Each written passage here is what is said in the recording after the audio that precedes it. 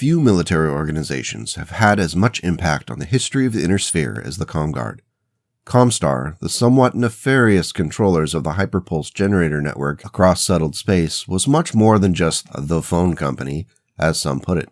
It was an active participant in the machinations of the great houses and instrumental in delaying the eventual conquest of Terra by the clans. One can of course argue that if any of their actions were good or bad, however, the impact cannot be denied. During the Fourth Succession War, particularly after the destructive attempt by the Federated Sons to assault and claim the world Sarna from the Capellan Confederation, the need for a dedicated military component of ComStar became obvious. If ComStar was to retain control of the HPG network, they needed to be able to back up their response with more than just the threat of interdiction, which was basically a blacklisting of a House or Merc unit from using the system to send messages. The solution was to take existing military assets of ComStar, which had already been in use for basic security purposes and clandestine operations since at least 2933, and expand them. In fact, these security forces could trace their ancestry back to the Star League and the remainder of the SLDF, which chose to remain behind rather than joining Kerensky's exodus from the Inner Sphere. Some of the SLDF defected to the various houses, but a larger contingent, roughly 17 divisions and 14 independent regiments, chose to align with Jerome Blake and aid in the preservation and reconstruction following the Ameris Civil War. To Blake's credit, he understood that without the ability to defend their assets and the HPG network from the scheming of the great houses, ComStar would need to be able to guarantee the organization's declaration of neutrality in the coming wars, with a threat of force. Like most large organizations, there was a debate over if a more militant stance was necessary, and eventually, Blake was forced to shrink his original goal of militarizing the territory of the former Terran hegemony, and the new line in the sand would be Terra. On June 25, 2788, ComStar launched Operation Silver Shield, with a total communications shutdown of all HPG traffic through the Inner Sphere. In this self-imposed blackout, 8 divisions of former SLDF troops acted swiftly to take control of key sites across Terra. Military units under the banner of the Great Houses were targeted and either taken prisoner or destroyed. It was such an overwhelming fait accompli that nothing could realistically be done about it. By July 11th, the operation was finished with the stripping of technology and equipment from New Earth, and no one could challenge ComStar's control over Terra. Seeing that the Great Houses would not do anything to upset the New Order, ComStar mothballed and stored a large chunk of their military assets. They would remain in storage for when they might be needed in the future. Of course, we all know that day would eventually arrive. Following Jerome Blake's death in 2819, all was not well within ComStar. Factionalism was on the rise, and ComStar was feeling the pressure to get more and more involved in the succession wars. Some wanted to directly intervene militarily, and others sought to protect their neutrality over all else. This disagreement did eventually turn violent, as the pro-intervention faction was liquidated, imprisoned, or just disappeared in a purge planned by Primus Conrad Toyama. The issue was settled through violence, and Toyama sought to capitalize on it to make sure that ComStar would not be dragged into war. He was also responsible for restructuring ComStar into a more monastic and religious order, which of course will have consequences down the historical road, though that's probably best left for another video. The need to maintain both the impression of neutrality and their dominance over HPG technology led to the fostering of clandestine training for spies and assassins. Any house that put effort into unlocking the HPG technology for themselves would often see mysterious setbacks, accidents, and have scientists just go missing. It was a testament to ComStar's ability to conceal its actions and motivations that when houses did suspect foul play, their suspects were often other houses rather than the real perpetrator. As time passed, ComStar maintained its control over Terra and the HPG network at the cost of increasing paranoia and infighting. Strange how concentrated power has a tendency to do that. When Dwight Kirsten became Primus, another purge was orchestrated which devolved into a quasi-civil war within ComStar as he vastly underestimated his rival's ability to marshal support. Kirsten ends up assassinated, and there's a considerable remilitarization of Terra. First, ComStar used mercenaries equipped with the vintage SLDF equipment, but eventually there was enough demand that an official military arm of ComStar was clearly needed. In the last few decades of the 30th century, what would become known as the ComGuards were born in an official form. ComStar did inform the Great Houses that they were doing this, though it was advertised as a purely defensive force. The Sandhurst Royal Military College was reopened in order to produce officers, and the Bandersnatches, who were a merc unit contracted with ComStar, were incorporated into the ComGuard. The ComGuards began to make their presence known outside of the Terran sphere, including the destruction of the Black Lion-class warship SLS Tirpitz, and that was done to prevent the Tauran Concordat from salvaging and even repairing the vessel. So much for protecting technology, right? Now that ComStar had a military force which was continually becoming more powerful, the urge to use it and aid their political machinations became too strong to ignore. In 3004, the ComGuard was sent to deal with a pirate organization on the edge of the periphery.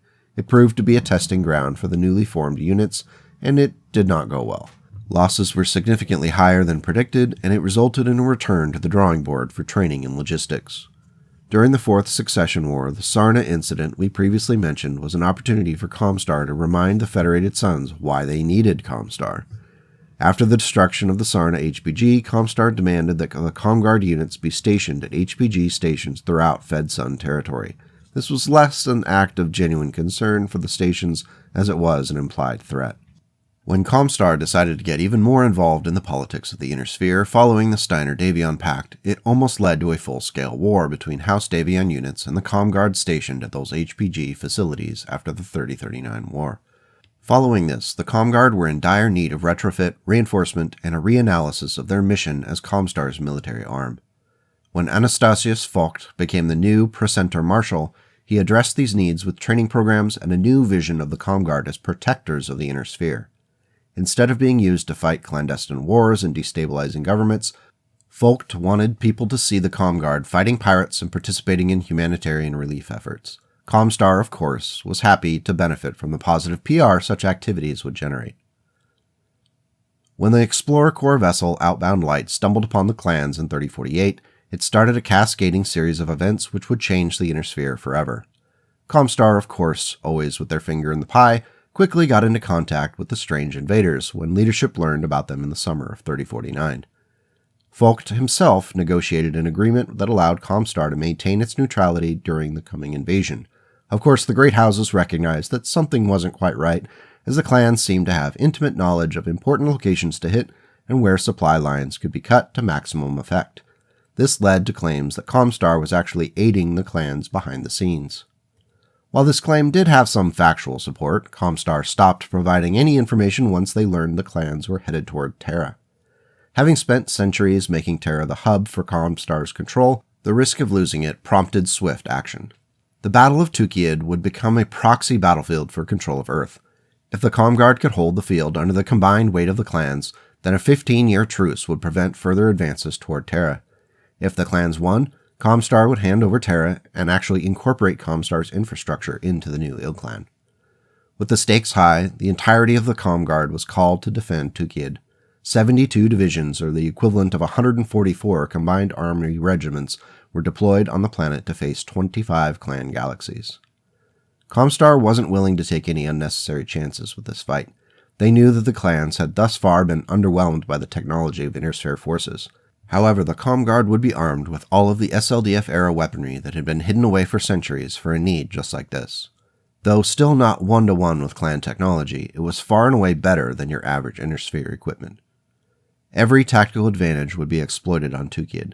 Through surveillance and battlefield data that was sent back from those administered HPG stations within the clan occupation zones, ComStar leaders were able to identify weaknesses in clan doctrines such as the lack of adequate consideration for terrain. This would be used against the Smoke Jaguars and the Jade Falcons, who are the most aggressive and thus more likely to rush into situations where the land and waters could easily be as deadly as PPCs and Gauss rifle slugs. Though credit where it is due, the Jade Falcons defied expectations and were much more cautious in their advance. Additionally, the clans tended to equip their mechs with an expectation for short and decisive battles. If the ComGuard could draw those fights out and turn them into battles of attrition, the clan mechs would begin to run low on ammunition and lose their potency. Vogt really threw himself into studying every aspect of the clans in order to bleed the ground of Tukayyid red. Of course, we all know the clan's greatest flaw is their arrogance. Some might argue it still is. They threw themselves up against the ComGuard as if they were standard Inner Sphere militia, and it resulted in a resounding defeat for the clans. The ComGuard units fought with tenacious fury, knowing that every clan mech destroyed was one fewer mech that would ever step closer to Terra. All of this came at the cost of tremendous casualties of up to 40% across ComGuard forces. While the ComGuard were honoring their duty on Tukayyid, all was not well within ComStar itself. An effort by Primus Waterly to bend both the clans and the Innersphere states to ComStar's will with a total communications interdiction failed, and it also exposed a schism within the organization that could prove fatal with time. The formation of the Word of Blake would see further degradation of ComStar capabilities as the factionalism didn't spare the ranks of Guard units. The coalition sent to deal with Clan Jade Falcon's incursion in 3058 pulled the attention of the Precentor Marshal away from those internal concerns, and the resulting call to action to finally deal with at least one of the clans in a permanent fashion resulted in the Whitting Conference and the planning for Operations Bulldog and Serpent. ComGuard units would participate in both operations and were instrumental in kicking Clan Smoke Jaguar out of Draconis Combine space and then helping to destroy the clan on their home turf. Upon returning, the shifting political realities of the fledgling Star League led to the resentment among the old-time ComGuard officers and warriors who resisted some of the changes being made, including renewed recruitment from outside of ComStar. This resulted in even more ComGuards leaving to join the Word of Blake. Still, the ComGuard endured and even played an important peacekeeping role during the Confederation St. Ives dispute. When the Word of Blake launched their plan to turn the Inner Sphere into a smoking crater, the ComGuard was hit hard.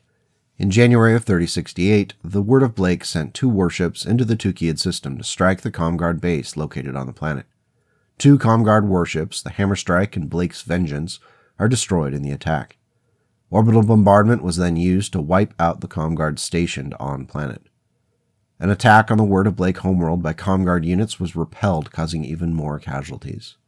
Things continued to go poorly, as the fleet consisting of 20 ComGuard warships along with 11 divisions of troops were wiped out in the Terran system in March of 3068. By April of 3069, morale among the surviving ComGuard units was catastrophically low.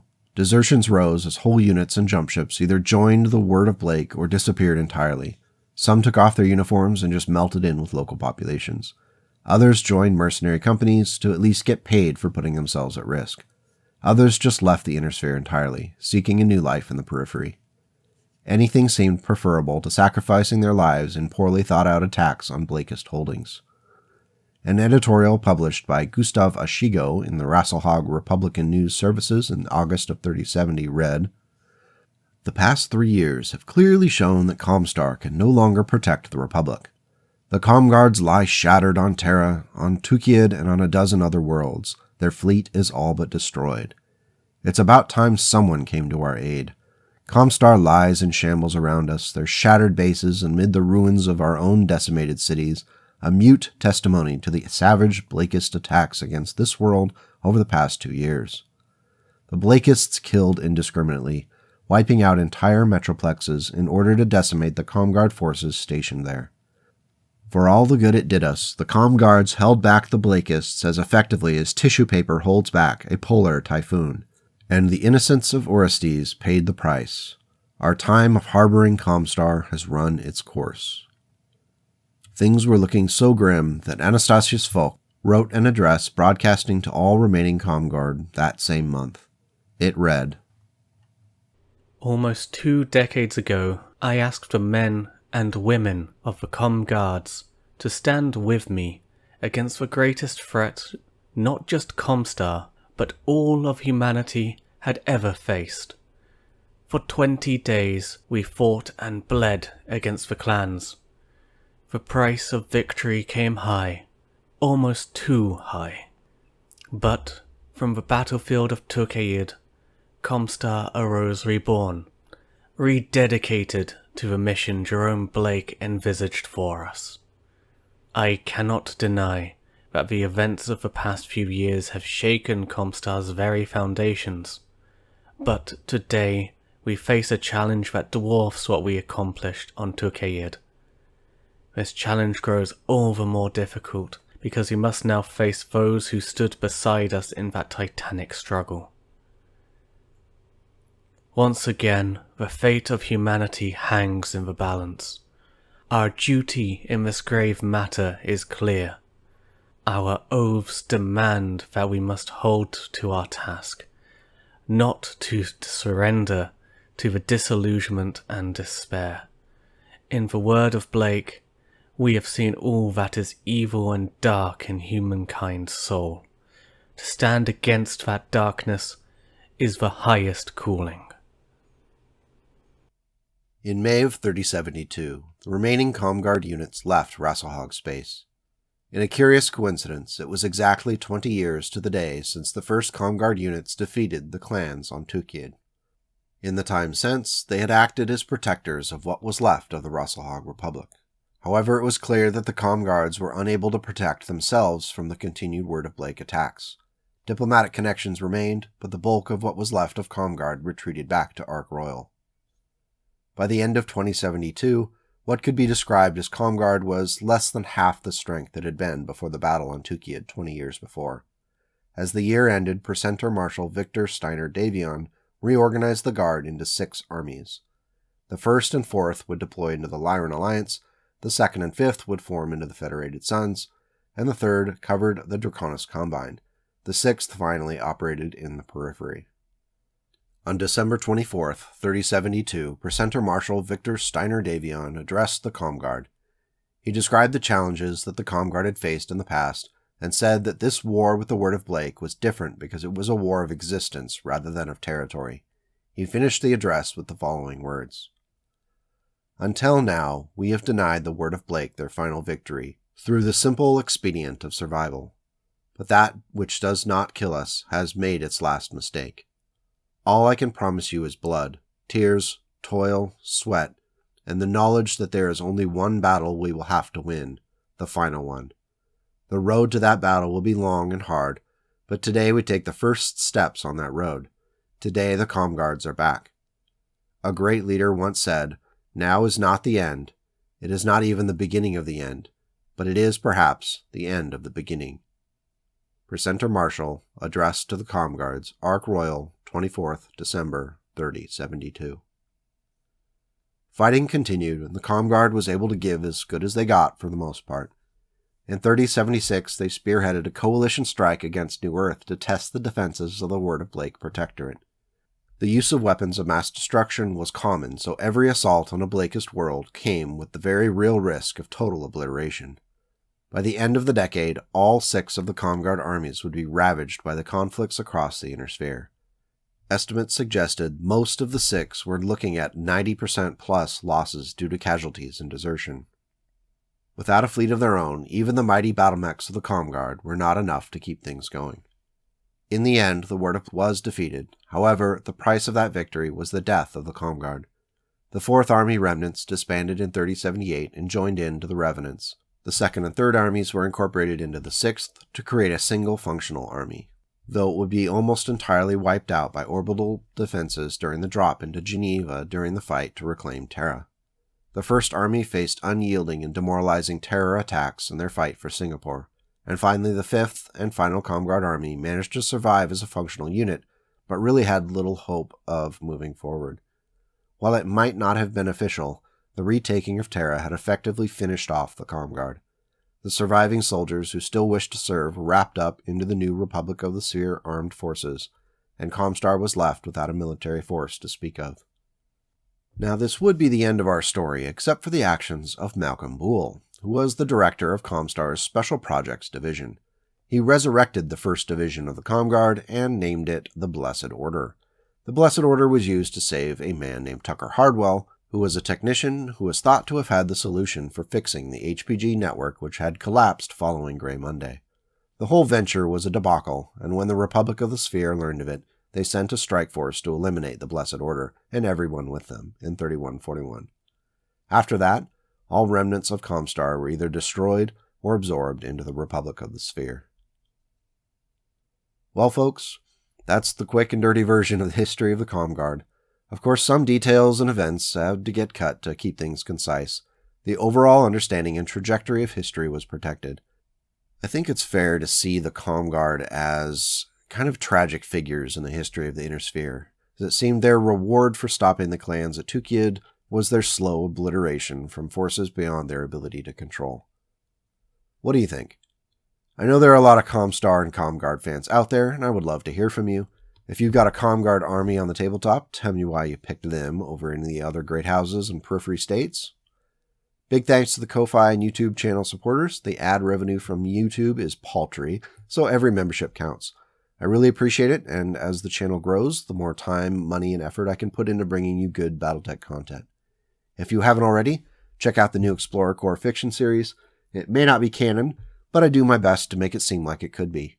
If you're a fan of the periphery, give it a chance.